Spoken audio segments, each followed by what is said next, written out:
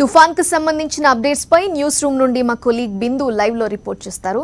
బిందు చెప్పండి, తుఫాన్ మూవ్మెంట్ ఎలా ఉంది, ఎప్పటికి తీరం దాటుతుంది?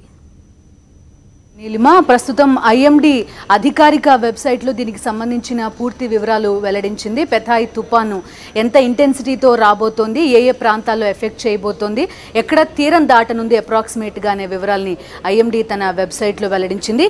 ఐఎండీ వెబ్సైట్కి వెళ్లే ప్రయత్నం చేద్దాం. మనం ప్రస్తుతం ఇమేజెస్ చూస్తున్నాం. ఐఎండీ వెబ్సైట్ ఎప్పుడు పెట్టిందో లాస్ట్ 10 minutesకి సంబంధించిన ఇమేజెస్ కూడా ప్రజెంట్ చేసింది. ఇప్పుడు మనం చూడొచ్చు పెథాయ్ తుఫాన్ ఎఫెక్ట్ ప్రధానంగా ఎక్కడ ఉంటుందో ఈ శాటిలైట్ ఇమేజెస్ ద్వారా మనం చూస్తున్నాం. ఇక్కడ ఇండియా మ్యాప్, సముద్ర తీర ప్రాంతం, తమిళనాడుని ఆనుకుని ఉన్న ప్రాంతం ఇది. ఈ ప్రాంతం నుంచి తుఫాన్ సంభవించే పరిస్థితి కనబడుతోంది. ఇక్కడ రెడ్ మార్క్, ఈ red, blue and green 3 images last 10 minutesలో పెట్టిన ఇమేజ్ ఇది. ఐఎండీ అప్డేట్ చేసిన ఇమేజ్ అది. ఇక్కడ నుంచి ఈ సైక్లోన్ చెన్నై ప్రాంతం నుంచి రాబోతోంది. ప్రధానంగా చూడొచ్చు తీర ప్రాంతం ఎక్కడ, ఇది మన ఆంధ్రప్రదేశ్ ప్రాంతం, కోస్తా తీర ప్రాంతం, ఇక్కడ ఎఫెక్ట్ ఉంటుంది అని చూపిస్తుంది. అదేవిధంగా పూర్తి ఫైల్ని కూడా అప్లోడ్ చేసింది ఐఎండీ. చూస్తున్నాం మనం 15/12/2018కి సంబంధించిన అప్డేట్ ఏ విధంగా ఇచ్చిందో. Deep depression over south east bay of Bengal moved west north west with a speed of 11 km/h అని చెప్తూ ఉన్నారు. 15, 16, 17, 18 తేదీలకు సంబంధించి ప్రధానమైన అలర్ట్ని అందించింది ఐఎండీ. ప్రధానంగా డీప్ డిప్రెషన్ 15వ తేదీ ఉండొచ్చు అని చెప్పింది. అది సైక్లోనిక్ స్టామ్గా రూపాంతరం చెందుతుందని చెప్తుంది. తీవ్ర అల్పపీడనం నుంచి తుఫానుగా మారుతుంది. అదే 16వ తేదీ శని ఆదివారాలకి సంబంధించి ఎంత స్పీడ్తో గాలులు వీస్తాయని చెప్తుంది.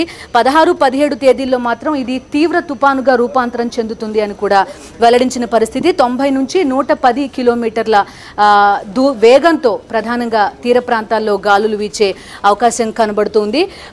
చూస్తున్నాం ఈ ఇమేజ్కి సంబంధించి ఇక్కడ కేంద్రీకృతమై ఉంది ప్రధానంగా తుఫాను. తమిళనాడు తీర ప్రాంతం ఇది. ఇక్కడ నుంచి ఆంధ్ర తీర ప్రాంతానికి 16, 17 తేదీల లోపు మూవ్ అయ్యే అవకాశం కనబడుతుంది. ఇటు ప్రకాశం జిల్లా నుంచి అటు ఉత్తరాంధ్ర జిల్లాల వరకు ఈ తుఫాన్ ఎఫెక్ట్ ప్రధానంగా ఉండే అవకాశం కనబడుతుంది.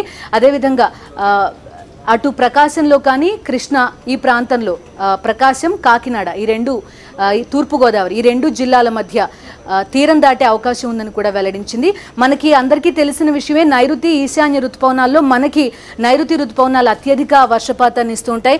కానీ ప్రధానంగా నవంబర్, డిసెంబర్ నెలల్లో ఈశాన్య ఋతుపవనాల ద్వారా వర్షం కురుస్తుంటుంది. కానీ ఈ ఈశాన్య ఋతుపవనాల టైంలో సైక్లోన్స్ కూడా చాలా ఎక్కువగా వస్తూ ఉంటాయి.